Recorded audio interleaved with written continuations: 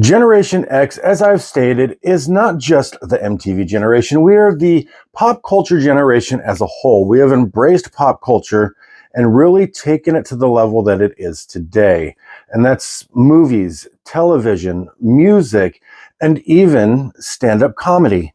During the 80s, stand-up comedy really started growing legs and taking off into a direction of its own. We started seeing big comedians like Richard Pryor, Eddie Murphy, George Carlin, Sam Kinison, Gallagher. I loved Gallagher. I loved it when he would smash up all the fruit.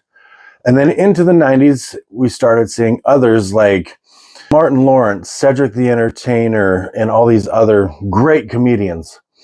And Gen X really pushed that industry because when comedy started becoming huge in the 1980s, we were coming of age.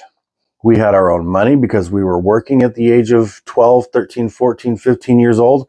A lot of us had our own cars, or we had bus passes to get to places if we didn't have a car, or we had our bikes still that we could ride. And we would go to these places where comedians were performing, whether it be comedy clubs or just open mic places. And some of us started getting into the act. We started seeing in the 80s television shows that had these comedians on them, such as the first one, which I can recall, is Evening at the Improv, which started in the early 80s and throughout into the 90s. And into the 90s, we started seeing shows like Def Jam and Comic View, and all these shows really showcasing the comic talent that we had coming up and would eventually become big stars. And I just love the comedy aspect of popular culture because it makes me feel good.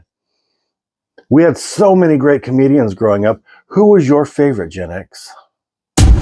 We are Gen X.